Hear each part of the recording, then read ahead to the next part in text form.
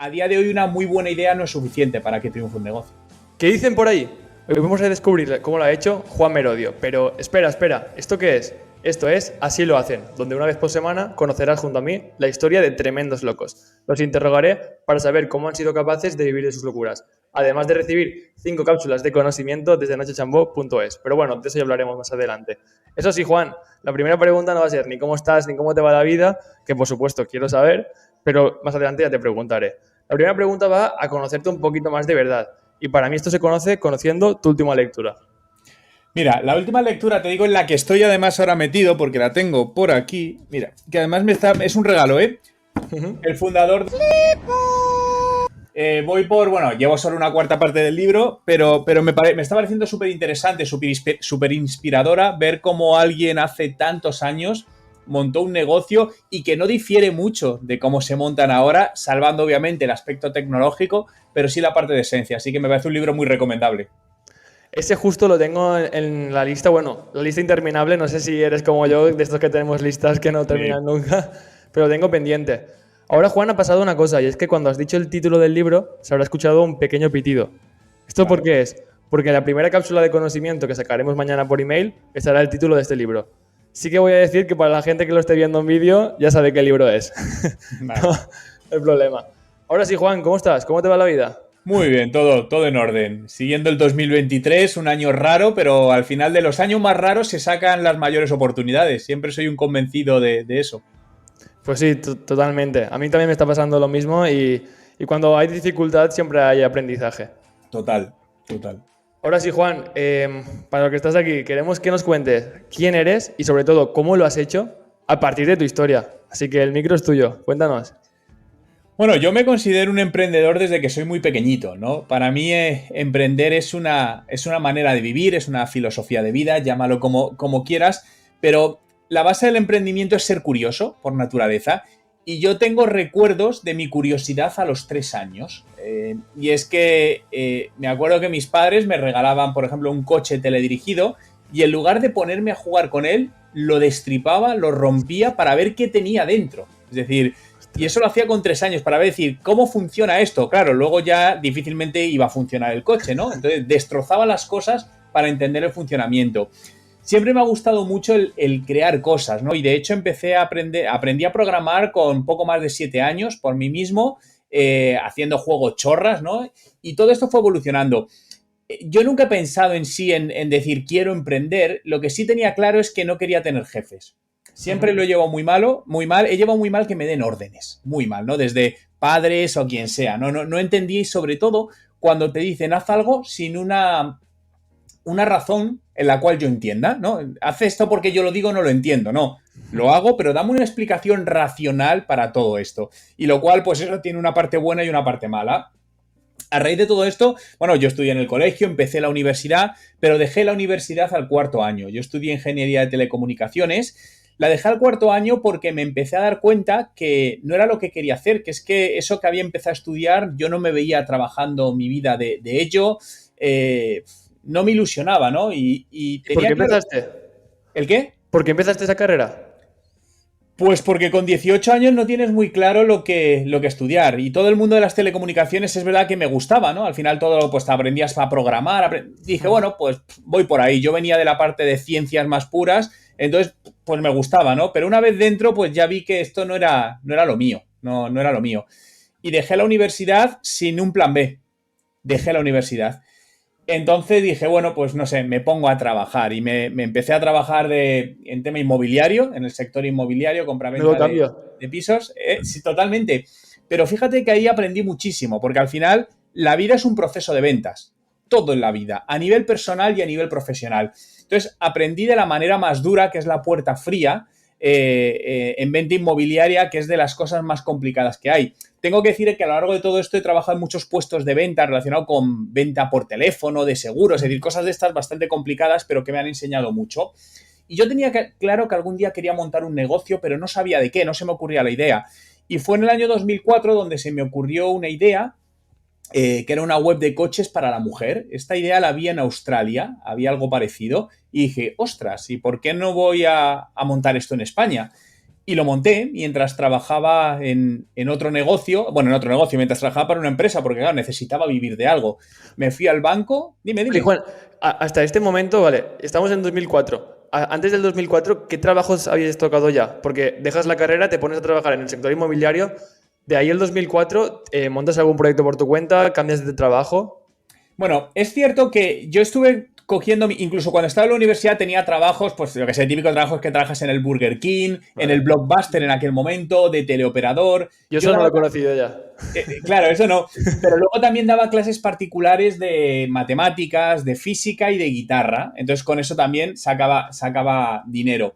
Pero es cierto que empecé a ganar dinero con Internet desde el año 2000, estando en la universidad. Ujú. Empecé a ganar dinero, no con un negocio formal, pero empecé a detectar maneras en las cuales podía ganar dinero con concursos, por ejemplo, gané dinero, luego haciendo representación de marcas y cosas que ahí eran muy poco eran muy novedosas, pero bueno, yo empecé a entender Internet. En el año 2000 te tengo que decir que es cuando me empecé a intentar entender Internet y ahí vi grandes oportunidades de poner ganar dinero. No montar un negocio, sino ganar dinero.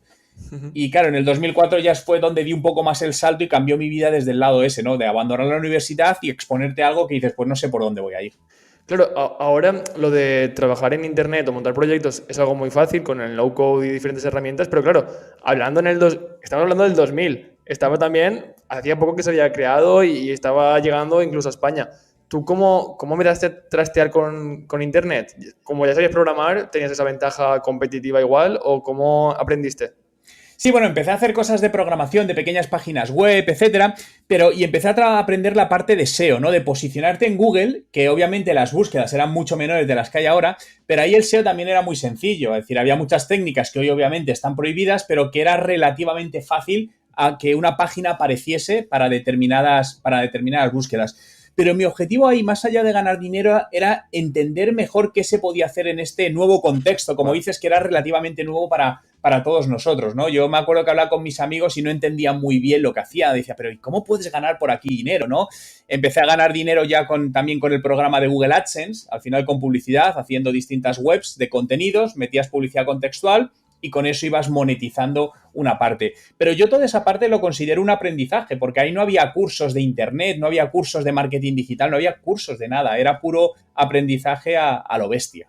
Claro, tal cual, por eso te digo, me remonto al 2000, que yo nací ese año, de hecho, pero por lo que he visto no había nada de información, estaba No. llegando todavía a España. Es que incluso que me hables de SEO en el 2000 me parece una locura. Era raro, sí, era algo muy extraño. Y es que estaba recién llegado y como dices no había nada. Incluso todavía se ponía en tela de juicio si esto iba a ir a algún sitio. Obviamente no hablases de e-commerce, porque eso ya era, vamos, algo totalmente loco. Pero incluso si te vas unos años después, a partir del 2004, 2005, 2006, todavía hablar de hacer marketing en Internet en las empresas era algo muy novedoso. Las empresas no apostaban por ello. Yo trabajé en el sector inmobiliario también en esa rama en el 2005 y yo era el último mono de la empresa. Decían, buah, este que hace marketing en Internet, esto es una tontería, ¿no? Ya. Y poco a poco ha ido dándose la vuelta hasta que, bueno, pues ya han entendido que, joder, Internet es otra cosa. Vale, volvemos al 2004 con el proyecto de coches. Coméntanos cómo arrancaste, si triunfó, al final no llegó a nada. Pues sí, la verdad es que fue mi primer proyecto y funcionó. Yo, claro, empecé a investigar, a hacer un plan de negocio y dije, vale, para montar esto necesito tanto dinero, ¿no? Concretamente necesitaba 12.000 euros. ¿Por qué? Como bien decías, ahí no había herramientas low code. Entonces, para hacer una web tenías que pagar a alguien a hacerla. Yo sabía hacer webs, pero muy básicas. Esto era un portal de contenidos, lo más parecido a un WordPress, por decirlo de alguna manera. Claro, yo necesité contratar a una empresa y me acuerdo que en aquel momento la web me costó 6.000 euros. Claro, pero necesitaba inversión en publicidad. Hice un plan de negocio y digo, vale, necesito 12.000 euros para el primer año. Me doy un margen de 3.000 euros, pues por posibles cosas que surjan, 15.000 euros. Claro, yo no tenía 15.000 euros, yo trabajaba, pero el dinero era para vivir. Total que me fui al banco a pedir un préstamo. Y claro, no había otra manera. Entonces me fui al banco, me pedí un préstamo con el aval de mi padre, porque claro, si no, no me lo habrían Ujú. dado Claro. y empecé a montar el negocio, ¿no? Y estuve un año compaginando mi trabajo en esa empresa, que obviamente no sabían nada, porque si lo llegan a saber, me hubiesen despedido, porque además es un sector era una empresa bastante conservadora, ¿no? En ese sentido. Y entonces lo que hacía era, pues, muchas reuniones a primera hora de la mañana, última hora de la tarde, trabajaba por ahí a escondidas. Y el proyecto fue muy bien. Empezó, me acuerdo que el primer mes gané 40 euros. Todo con publicidad en Google AdSense, ¿no? Publicidad contextual. Segundo mes 80. Tercer mes 200. Cuarto mes 400. Y así fue subiendo. Y llegué al mes 12 y recuperé la inversión que había hecho y me generaba ya un sueldo para poder vivir de esto. ¿En un año? Tanto, en un año, justo. En un año recuperé inversión y ya tenía unos ingresos fijos mensuales para poder vivir con el mismo sueldo que tenía trabajando para esta empresa. Entonces decidí dar el salto. Dejar la empresa era un poco, daba vértigo, ¿no? Porque al final dices, la típica seguridad, y me puse con todo esto y el proyecto funcionó y a partir de ahí, pues hasta ahora, sigo viviendo de mis proyectos. Vale, vamos a entrar ahí, vamos a coger la lupa y a entrar un poco desde la y hasta ahora porque sé que han pasado muchísimas cosas. ¿Vale? Estamos hablando de que cuando empezaste este proyecto realmente no tenías carrera, no tenías ningún estudio superior, si lo queremos llamar así, y era todo, te movías por curiosidad. Sí, pero bueno, miento. Sí tenía un estudio, bueno, adquirí conocimientos de negocio porque me hice un máster en una escuela de negocios de Madrid de dirección comercial y marketing. Cuando yo abandoné la universidad y me di cuenta que digo, vale, si yo algún día quiero montar un negocio, yo necesito saber algo de negocios. Entonces me apunté, me inscribí a un máster, me costó que me seleccionasen porque no tenía estudios superiores y tal, pero bueno, al final me dieron acceso, era un máster de un año presencial. Y claro, yo recuerdo el primer día que llegué al máster, yo no me enteraba de nada. Es decir, es como si entras en una clase de chino, exactamente igual. Yo tenía ahí 23, 24 años, por ahí, y claro, todos mis compañeros tenían una media de 35, 40, eran profesionales, en activo, tal, claro. Y yo dije, wow. Digo, bueno, da igual, de aquí me pongo las pilas, estudio el triple y lo consigo. Y me fue muy bien en el máster, empecé a trabajar, a estudiar un montón y aprendí muchísimo. Y claro, una vez acabado, si esto fue en el 2003, porque cuando acabé todo esto fue cuando monté el negocio. Entonces, claro, adquirí una serie de conocimientos que me ayudaron a dar el paso para montar una empresa. Por eso insisto mucho siempre a todos los emprendedores que hay que saber de negocios. Al final, emprender es un negocio y un negocio requiere de recursos humanos, requiere de finanzas, requiere de marketing y tienes que tener un poco una visión de todo porque a día de hoy una muy buena idea no es suficiente para que triunfe un negocio. De hecho, yo personalmente diría que es lo de menos. Estoy totalmente de acuerdo. Mira, yo digo un 80, es un 20% la idea. Es decir, como mucho es un 20%. Y tienes que aprender muchas cosas. Entonces, eso es lo importante. Y ahí siempre he estado formándome por mi cuenta o cuando he podido, pues con estudios que me he podido pagar, etcétera, etcétera. Que claro, para ese máster también me tuve que pedir un préstamo. Porque claro, yo no tenía dinero para pagar el préstamo. ¿Conocerían en el banco ya? Sí, me conocían. Pero bueno, por suerte podía ir pagando las cosas. Entonces, bueno, pero siempre insisto en que la formación es una de las primeras y más importantes inversiones que tenemos que hacer todos en nosotros mismos. Vale, continuamos con el proyecto sale, ya puedes realmente vivir de este proyecto, al final tenías que seguir dedicándole horas para ir mejorando, imagino también habría una pata importante de soporte en esos primeros momentos, sí. Pero ¿cómo fuiste después evolucionando? ¿Continuaste formándote? ¿Lanzaste nuevos proyectos? ¿Llegó ya la formación o cómo lo enfocaste? Nunca he parado de formarme, de hecho sigo todos los días, tengo entre 1 y 2 horas para aprender. Todos los días, desde entonces. Para mí eso es clave, es totalmente importante. Pero lo que hice fue ir haciendo crecer ese negocio. Esta era una web de coches para la mujer. Entonces empecé a montar verticales para la mujer en otras temáticas. Tenemos de coches, tenemos de belleza, de viajes, de trabajo y empecé a sacar distintos verticales e ir haciendo o expandiendo el negocio. Paralelamente, también monté una agencia de marketing digital, pero sin quererlo. ¿Por qué? Porque me empezaban a... Claro, porque yo hacía marketing para mí, había aprendido a hacer marketing para mí, etcétera. Entonces, pues por contactos me empezaban a llegar empresas que me decían, oye, Juan, ¿nos podrías ayudar con una página web? Digo, bueno, y así empecé. Y poco a poco empecé a generar clientes y dije, pues voy a montar una agencia de marketing. Porque al principio la arranqué sin nombre, no había nombre. Y luego ya le puse el nombre y eso fue otra línea de negocio que monté en aquel momento, esa agencia de marketing digital.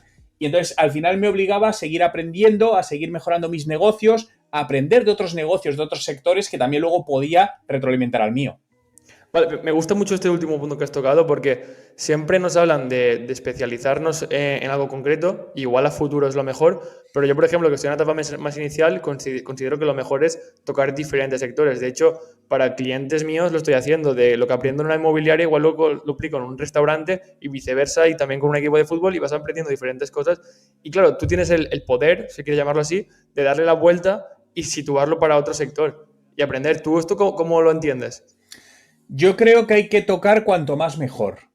Ahora bien, luego si te quieres convertir en especialista en algo, ahora es tan amplio todo que realmente, por ejemplo, si dices quiero ser experto en marketing digital, es tan grande el marketing digital que no puedes ser experto en todo. Pero sí creo mucho en aprender de todos los sectores y todo lo que te sea posible. Porque como bien dices, al final hay un cruce de datos. Es decir, lo que aplicas en inmobiliaria lo puedes aplicar. Es más, esto cuesta mucho entenderlo a muchas empresas. Yo cuando, por ejemplo, doy conferencias o cursos, siempre les digo, oye, ¿os parece bien que os ponga ejemplos de otros sectores? Y hay muchas que no quieren. Dicen, no, no, a mí de mi sector. Digo, es que las mejores ideas no van a venir de vuestro sector. Eso es endogámico. Mira sectores que no tienen nada que ver con el tuyo, mira qué están haciendo y cómo te lo puedes llevar a ti. Y ahí es donde realmente está para mí el valor de las cosas. Entonces, yo creo que tienes que tocar cuantos más sectores mejor. De hecho, he tenido la suerte, tanto por la agencia de marketing como por mi trabajo como consultor, poder tocar miles, no sé, no miles, ¿vale? Pero cientos de negocios de No, miles, distintos miles, dilo, sectores. miles. No, pero incluso a veces hay algunos clientes que me preguntan, oye, ¿pero tú has trabajado en mi sector? Le digo, no, ni necesito. Digo, si de tu sector sabes tú. Lo que hacemos es juntar mi experiencia y conocimiento con el tuyo del sector y hacemos un team. Si yo no tengo que saber de tu sector, para eso sabes tú. Si no monto yo mi empresa de tu sector. Vale, sí, sí, totalmente. El único problema que me encuentro ahí es que luego cuando piensas igual en escalabilidad, sí que sería más escalable centrarte en un sector a la larga, ¿no? Si hay audiencia suficiente, sí. No sé, si por ejemplo te vas a algo muy, muy, muy vertical y la audiencia es pequeña, al final por ahí escalar es difícil Es también. difícil, claro. Pero yo estoy muy de acuerdo en lo que dices porque yo siempre he trabajado mucho en los nichos. De hecho, fíjate, en mi primer negocio, mujeres y Totalmente. coches. Siempre. Negocio de lujo. Siempre voy a nichos, porque en los nichos es donde está la mayor rentabilidad. Es decir, yo no busco una escalabilidad enorme. Yo trabajo sobre rentabilidad. Para mí es más importante. Es decir, muchas veces el concepto de startup al final es crecer. Da lo mismo perder dinero. Crecer a Ya, cualquier precio. Yo nunca he practicado esa teoría. Es totalmente lícita, pero yo trabajo desde el punto de la rentabilidad, de que un negocio tiene que darte dinero. Si sí. no da dinero, eso no es un negocio. Ni sostenible tampoco. Totalmente. Vale, vale, vale. Me gusta porque es que son conceptos que muchas veces chocan y yo creo que van más de la mano de lo que parece. Sí, a ver, no hay un camino único. Al final hay mil maneras de construir un negocio, mil maneras de hacer las cosas. Yo comparto las mías, las que a mí me han funcionado, pero no significa que si lo haces de otra manera no te funcione. Lo que sí creo es importante es que cada uno tiene que encontrar su manera. Es decir, escucha a todo el mundo que puedas, aprende de todo y crea tu propia manera, tu propio método con el cual tú te sientas cómodo y te funcione. Ujú. Vale. Estábamos hablando de la agencia de marketing. Ahora nos has comentado algo de consultoría. ¿Cómo evoluciona esta agencia de marketing para que tú termines siendo consultor? Bueno, la agencia siguió evolucionando, empecé a captar clientes y de repente conocí a una persona que luego fue mi socio, porque me contactó, de hecho, le conocí porque era un cliente, iba a ser un cliente, y dice, oye Juan, necesito que hagas esto, tal, trabajo para esta empresa. Y hablando con él un día para un posible presupuesto, me dice, oye Juan, mira, yo estoy pensando en dejar mi empresa, ¿y si nos juntamos y montamos una agencia de marketing? Y le dije, vale, ¿por qué no? ¿Su empresa tiene algo que ver con el marketing? No, no tenía nada que ver, venía del mundo hotelero, no tenía nada que Vale. ver. Y le dije, vale, entonces, a partir de ahí nos juntamos, montamos una nueva marca, yo derivé parte de mis clientes o mis clientes a esta nueva marca y la hicimos crecer, ¿no? Y esa agencia estuvo funcionando durante 12, 14 años. Claro, en la agencia, al final, él es quien estaba en el día a día con los clientes y con el equipo, porque a mí esa parte no me gusta tanto, ni me considero que soy tan bueno, ¿no? La parte de consultor es una vía paralela, porque al final a mí lo de consultor me gusta o me ha venido también un poco de manera automática, que es en función de todo lo que he hecho, es ayudar a otras empresas a hacer crecer sus negocios. Entonces me ha llegado también, yo nunca he dicho voy a ser consultor, sino que me empezaron a llegar trabajos. Ujú. Pero igual que Nacho, nunca he pensado en trabajar mi marca personal al principio, porque no Vale. se hablaba de marca personal. Claro, yo lo de la marca personal siempre he creído que es algo muy relativo. Yo lo veo como mi marca personal siempre la he tenido y la tengo. Lo que pasa es que me conocen, mis amigos que me conocen tienen una imagen sobre mí. Para mí eso es la marca personal. Lo que están diciendo ahora cuando se ven o cuando dicen cuando hacen una cerveza. Yo creo que en el mundo digital pasa lo mismo. Lo único que como no nos conocemos tendré que comunicarme o tendré que mostrar lo que hago para crear esa marca personal. Sí, pero la marca personal luego puede llevar a ser un negocio. Que al Vale, final, sí, sí, sí. Y en ahí mi caso entramos es a lo un de negocio. antes. Claro, en mi caso es un negocio, pero yo no busqué que la marca personal fuese un negocio.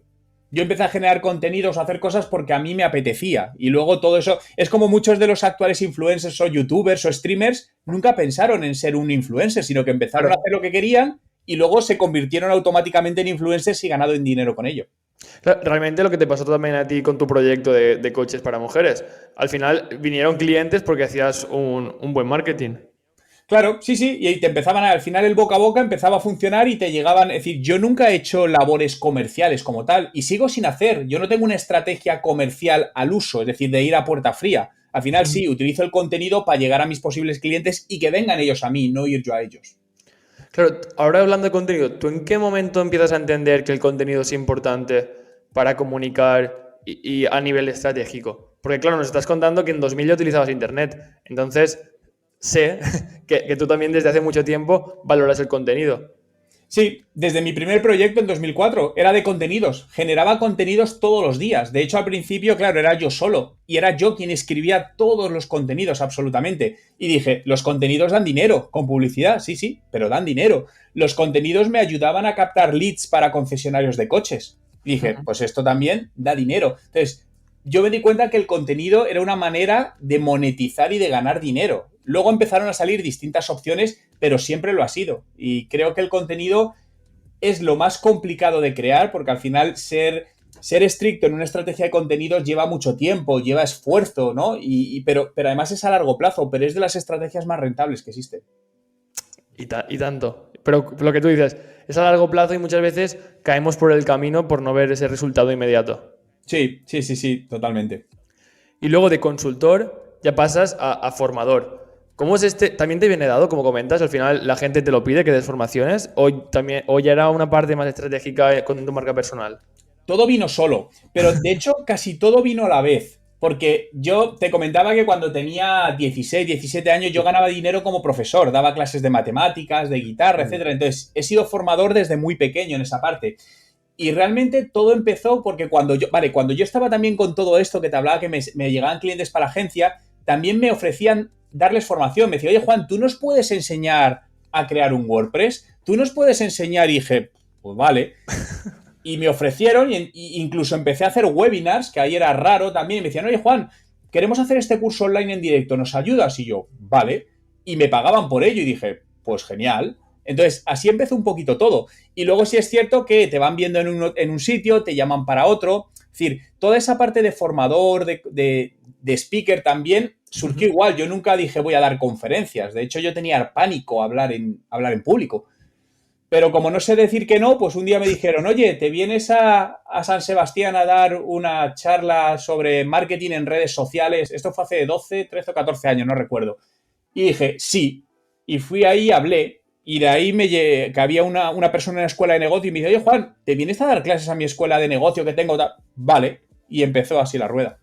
O sea, me encanta conocer las historias porque, claro, ahora actualmente eres de los referentes a nivel español en marketing digital y la gente puede pensar de que esto lo has tenido tú súper pensado, si te has dedicado a eso toda la vida, pero claro, viene de hace mucho tiempo, cuando tú ya hacías muchísimas cosas antes de eso y que al final te lo han pedido y que tú no tenías ningún interés ni ninguna intención de ser comunicador en un principio. No, no, no, no, en absoluto. Yo lo único que tenía claro es que no quería tener jefes. Eso es lo Ya único está, que yo partiendo tenía de claro. eso. El resto al final, pero por eso soy un partidario de que el camino se hace andando. Muchas veces creo que la planificación es importante sin excederte. Es decir, porque si estamos planificando mucho, al final la mayor parte de lo que planificas no va a valer para nada. Entonces siempre digo, vale, traza una pequeña hoja de ruta y por el camino irás teniendo aciertos y errores, aciertos y errores. Esto es un zigzag, pero todo va encajando, es como un puzzle, es alucinante, todo va encajando y las cosas te van viniendo. Entonces, para que algo suceda, tienes que hacer cosas. Entonces, yo siempre digo, haz y las cosas sucederán. Es como magia, pero es cierto, funciona. Yo muchas veces lo enfoco a nivel personal como el camino hacia el fracaso. Y es decir, tengo un fracaso, tengo otro, tengo otro, tengo otro, hago un éxito, pero el no tener miedo a lo he hecho mal o he fracasado con este cliente o a nivel personal, porque creo que forman parte, son steps, tipo cuando haces el Camino de Santiago que tienes paradas cada 20 kilómetros, pues algo similar. Y de ahí, fíjate, algo muy importante y es lo que estás diciendo, que al final no tener miedo al equivocarte, pero muchas veces el miedo al fracaso o al equivocarnos viene por el qué dirán de terceros. No es tanto por nosotros, sino porque pues llega alguien y dice, es que te lo dije. Entonces, yo creo que ahí tienes como que te dé igual totalmente. Es más, si yo hubiese hecho caso a mi círculo cercano, yo nunca habría emprendido. Porque a mí me decían, joder, búscate un trabajo, que en tu sector pagan bien y quítate de problemas, que vas a emprender, a hacerte autónomo o tal. Yo no hice caso a nadie, yo hice lo que yo quería hacer. Entonces, al final, creo que tenemos que ser dueños de nuestros aciertos y de nuestros fracasos. Que a alguien no le gusta, el problema lo tiene él, pero tú te tienes que crear tu vida. Y si te equivocas, es decir, yo creo que no hay un error tan sumamente grande que te estropee la vida, no lo creo, ni mucho menos. Al final, pues bueno, darás 2 pasos para atrás. Fíjate, si en ese primer proyecto de emprender que corría el riesgo de pedir 15.000 euros, yo lo valoré, porque para mí 15.000 euros en el año 2004 era mucho dinero. Y Mucho actualmente dinero. esto, bueno, Claro, y actualmente también son dinero. yo no tenía ese dinero. Y pensé, vale, escenario más negativo, ¿qué pasa si lo pierdo todo porque el negocio no funciona? Digo, pues nada, pues que tendré que tirarme trabajando más años para pagar el préstamo, pero no me arruina la vida. Entonces, Claro. al final, quien no corre riesgos, quien no asume riesgos, nunca vas a tener oportunidades de ganar ni de mejorar. Claro, es que encima, lo dices esto ahora, que en su momento te atreviste a hacerlo, pues tiene mucho más sentido. Pero mira, hay una cosa, siempre muchas veces ponemos de excusa el dinero, ¿no? Es decir, no, es que si tuviese dinero, ya, pero muchas de las personas que dicen eso, si tuviesen el dinero no lo harían. Te pongo un ejemplo, y esto lo he comprobado con muchos de mis amigos, ¿eh? Digo, si mañana te tocan 60.000 euros a la lotería, fíjate que esto es dinero que has ganado sin hacer nada. Digo, ¿qué harías? ¿Te comprarías un coche? ¿Te quitarías una parte de la hipoteca? ¿O los invertirías en montar un negocio, en acciones, lo que quieras? La mayoría dicen, no, no, no, no, pagaría algo o me compraría algo. Muy poca gente lo invertiría por el miedo a perderlo. Entonces, no es cuestión de no tenerlo. Es que aunque lo tengas, es miedo a perder las cosas. Pero al final la vida creo que hay que vivirla. No es azar, sino es, ¿vale? Yo quiero conseguir algo y este es el precio, el riesgo que me cuesta por intentar conseguirlo. No hay ningún emprendedor que al final todo lo que haya montado le haya funcionado. Eso no existe. Claro, eso también es lo que habla muchas veces de lo de la mentalidad de abundancia y que al final, aunque también te digo que yo creo que a nivel humano tenemos eso arraigado de el tener miedo por el futuro o el y si mañana no tengo o el si. Entonces creo que tenemos que romper un poco con eso. Sí, pero bueno, ahí entramos un poco en ser ordenado, ¿no? Y si mañana no tengo, bueno, pero eso entramos ya en no vivir por encima de tus posibilidades. Que la mayoría de personas viven por encima de sus posibilidades, sobre todo países como España, que son países... He tenido la suerte de poder vivir en distintos países y, por ejemplo, en Canadá estuve viviendo 4 años y la mentalidad es totalmente distinta. Viven bastante por debajo de sus posibilidades. Aquí solemos vivir por encima, de ahí hay tantas tarjetas de crédito, de ahí crecen los negocios de Buy Now, Pay Later. Al final lo que están haciendo es hiperconsumismo. Pero ahí yo creo que ya es un poco una filosofía de cada uno, de que si ganas 10, tú no puedes gastar 10 ni 11, tienes que vivir con 5. Sí, toda la razón. Ahora, llegando ya a la parte final de tu historia, actualmente, ¿con cuántos proyectos estás? ¿Tienes pensados nuevos o cómo lo tienes estructurado? Bueno, es cierto que a lo largo de mi vida he montado muchas cosas, algunas han funcionado, otras no, otras han mantenido, otras han funcionado un tiempo, pero lo que sí aprendí es que llegó un momento que tenía tantas cosas abiertas que eso no era bueno. Entonces aprendí a despegarme de cosas, ¿no? Y decir, vale, me voy a centrar más en algo. Entonces, ahora básicamente lo que estoy centrado es mi marca personal, en su parte de, bueno, creador de contenido y parte de consultor y de speaker. Luego en el Instituto de Marketing Digital TechDi que monté hace 3 años, vamos a hacer ahora. Y luego es cierto que tengo proyectos inmobiliarios, pero no estoy yo en el día a día. Al final tengo socios que son quienes ejecutan el día a día. Yo en el día a día estoy en TechDi y en mi marca personal. Me gusta que lo has dicho como que no estás casi metido en proyectos y estás metido en muchas cosas, pero bueno, así nos imaginamos con cuántas cosas estabas metido antes. Y me gusta porque al final es lo que se dice de tener muchas fuentes de ingresos, tenerlo diversificado. Y claro, para ti, que vienes, te lo has construido todo tú y al final es un tío muy curioso, imagino que antes tendrías muchas más fuentes o muchos más que fuentes, más vías abiertas, ¿no? A la hora del trabajo. Sí, pero eso no significa fuentes. Claro, por eso te digo. Al final son fuentes de consumo de tiempo. Entonces me di cuenta que decía todo que sí y que tenía que aprender a decir que no, porque había muchos que eran consumidores de tiempo. Oye, Juan, este proyecto, y luego el proyecto no llevaba nada y me hizo perder mucho tiempo. Entonces aprendí a manejar mejor mi tiempo y decir, oye, ¿dónde invierto mi tiempo en que me retorne en aquello que estoy buscando? Y entonces ahora es cierto que tengo menos proyectos abiertos, pero más líneas de ingreso. Es a la inversa. Es decir, no me arrepiento del pasado porque eso me hizo aprender y es una evolución. Es decir, digo, si volviese atrás no me habría metido en tantos proyectos. Pues seguramente no. Pero es un aprendizaje que con eso pues conseguí seguir evolucionando. Vale, Juan, pues ahora que ya te conocemos un poco mejor y sabemos cómo lo has hecho, vamos a pasar con 5 áreas que me parecen muy importantes. De hecho, uno es el tiempo, pero vamos a empezar con el cuerpo. ¿Vale? El cuerpo yo lo veo como el vehículo que nos lleva a todas partes. De nada, no hablemos de bicis, de coches, no. Lo que nos lleva a todas partes es nuestro cuerpo. Somos personas que, no, bueno, no te conozco tanto, pero que imagino que pasarás mucho tiempo sentado también cara al ordenador. Entonces, ¿cómo te organizas tú? ¿Cuidas tu cuerpo? ¿Pones pausas de movimiento a lo largo del día? ¿Cómo lo haces? Sí, bueno, de siempre para mí el deporte es fundamental para cuidar el cuerpo, ¿no? El cuerpo y la mente, porque al final va muy unido y con ello la salud, porque si no tienes eso no tienes nada. Esto es algo que por desgracia he aprendido.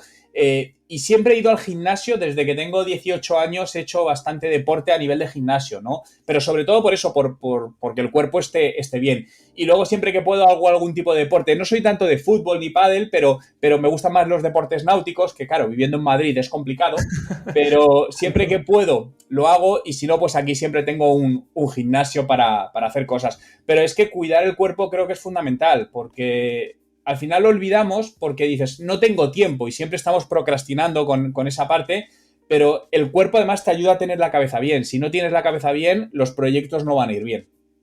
Totalmente. Y me interesa mucho el tema del movimiento, porque al final creo que muchas veces personas como nosotros nos apalancamos en que, sí, entreno 3 veces a la semana, entreno 5, pero vale, es que eso no sirve de nada si no te mueves a lo largo del día, porque es que igual nos podemos pasar 10 horas sentados. Y yo el primero que me gusta hacer deporte, pero al final cuando hacemos proyectos que nos gustan, empiezas, resuelves una tarea o un objetivo que te has puesto, te pones con otro y al final se hace de noche y dices, ostras, no me he movido nada. ¿Tú esto le das mucha importancia al moverte en tu día a día? ¿O también te pasa como a mí que a veces te descuidas? No lo pienso. Es cierto que desde la pandemia me muevo menos, porque antes por el trabajo viajaba mucho, entonces lo que estaba era poco tiempo parado. Y es cierto que a partir de la pandemia, como todo esto ha cambiado, ahora viajo menos, ahora estoy mucho más tiempo parado de lo que estaba ahora. No es algo que diga, no es algo que me preocupe, porque al final, por A o por B sí me muevo, porque digo, bueno, pues ahora me voy aquí y tal. Entonces, al final, estar 12 horas sentado frente a una pantalla no estoy, porque me muevo, hago esto, me voy al otro lado y tal y cual. Entonces, no es algo que ahora mismo a mí me preocupe. No te preocupes mucho. No. Vale. Vale, pasamos con el siguiente, que son mente y emociones, como ya adelantabas, que van bastante de la mano. A mí me pasa y a mucha gente le pasa que cuando empezamos con clientes, en tu caso igual también cuando haces formaciones y demás, cogemos, no sé si igual tú ya lo has sabido diferenciar, yo no he sabido todavía, cogemos problemas de nuestros clientes. Es decir, yo puedo tener un buen mal día, pero cuando hablo con un cliente y me transmite algo, también cojo su problema. Y es que igual ya no es ni del proyecto, sino que esa persona te cuenta cosas personales.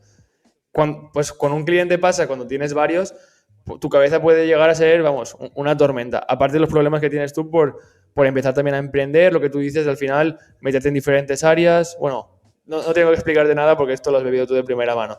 Tú ahora mismo, ¿cómo gestionas tu mente y tus emociones? Mira, para eso he aprendido a que los problemas de los demás no son mis problemas.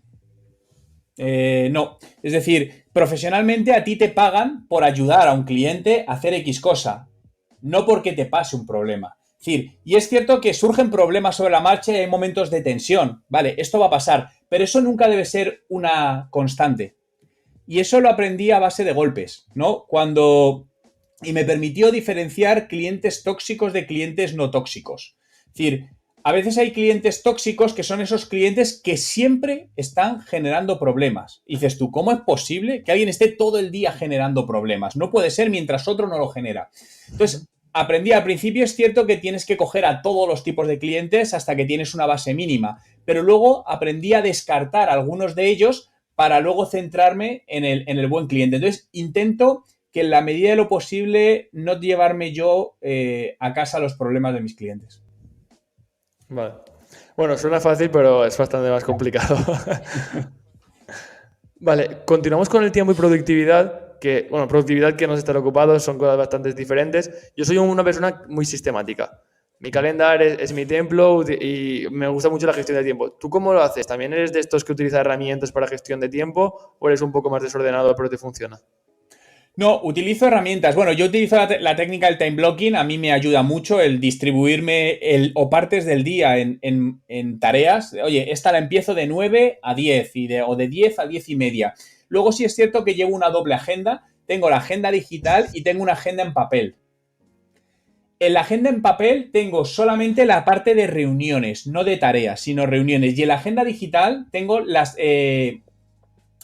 tareas que tengo que hacer. Entonces, para mí esto me es fácil para organizarme. Soy muy obsesivo del tiempo, porque al final es el único, creo que es el activo más democrático que existe, porque obviamente todos tenemos todo y depende de cómo eres capaz de gestionarlo. Es decir, 10 horas puede ser mucho o poco según lo que haces. Entonces, soy bastante planificador con todo esto. Yo ya desde hace tiempo evitaba al máximo las reuniones presenciales, por ejemplo, porque te hacen perder mucho tiempo en desplazamientos y al final, cuando te juntas presencialmente, se va mucho el tiempo hablando de cosas que no tienen sentido, ¿no? Entonces, intento evitarlo la medida de lo posible. Busco mucho la eficiencia en el tiempo, mucho. A veces demasiado, te diría, que no es bueno. No, me veo muy reflejado en ti. De hecho, para muchas, estoy también empezando a aprender a ser un poco más desordenado y un poco más de que me da igual las cosas, porque cuando nos metemos nos encasillamos tanto en tengo este tiempo, tengo lo otro, a veces también creo que es un poco malo. También te digo, yo que soy un friki de esto también, ¿tú qué herramientas utilizas? Pues como tal, utilizo un gestor de tareas. Yo utilizo Kanban Flow, sabes que hay muchos, Trello, Asana, etcétera. Yo utilizo uno que se llama Kanban Flow, pero es lo único que utilizo así a nivel de herramientas. No utilizo. Luego sí es cierto que para, por ejemplo, apuntes de notas utilizo Evernote, que me gusta mucho para organizar ideas y cosas así, pero no es que utilice 2 millones de herramientas para ello. Vale, bien que haces. Pasamos con el cuarto pilar, que son las relaciones. Cuando empezamos un proyecto, en tu caso ya hace unos cuantos años, ahora imagino que ya habrá cambiado la forma de gestión, pero descuidamos muchas veces las relaciones con la familia y con amigos. ¿Tú esto cómo lo has llevado a lo largo del tiempo y no sé si ya lo has cambiado o no? No lo he llevado mal porque al final, no sé, un emprendedor, yo no entiendo separar vida personal de profesional. Es que al final no es hasta aquí, es decir, es cómo los puedes unificar. Y muchos momentos que son de trabajo, si por ejemplo cuando viajas, cómo puedes convertir ese viaje también en algo personal. Es cierto que cuando viajaba tanto, sobre todo, pues al final, pues mi pareja la veía menos. Pues claro, esto es cierto y eso afecta, ¿no? Lo importante es que la otra parte también entienda tu profesión y entienda que tu trabajo es así, es un trabajo donde tienes que dedicar muchas horas o viajas mucho. Entonces, creo que por un lado, al final es como, ¿cómo hago que todo esto encaje? Pero sobre todo las personas que están a tu lado tienen que entenderte, ¿no? Un amigo mío muy cercano lo tuvo que dejar con su pareja antes de casarse porque no entendía su profesión. Es decir, no entendía que él no podía a las 6 de la tarde decir tiro el bolígrafo y dejo de trabajar, porque tenía un trabajo en internet, tenía una empresa que estaba arrancando y necesitaba mucho tiempo. Entonces creo que es muy importante también que la gente que te rodees entienda tu manera de vivir, que es adecuado o no, cada uno vive como quiere. Es decir, es respetable que otra persona quiera trabajar solo 6 horas al día, pero hay personas que disfrutan trabajando 14 horas al día. Es un modo de vida, es perfecto. Me gusta mucho cómo lo ves. Pasando ya con la última, es el tema del dinero. No sé si yo, por ejemplo, entiendo el dinero como un medio para conseguir cosas. Para mí es algo muy importante. ¿Tú cómo entiendes el dinero? ¿Te marcas objetivos? El dinero te permite comprar tiempo, es decir, y comprar tiempo significa comprar libertad, básicamente. Para mí el dinero es algo, no, es algo necesario para poder vivir más tranquilo, para tener tranquilidad mental. Y cuando tienes tranquilidad mental, las cosas también salen mejor. Si tú tienes una presión económica porque no llegas a fin de mes, es mucho más difícil pensar claro, ¿no?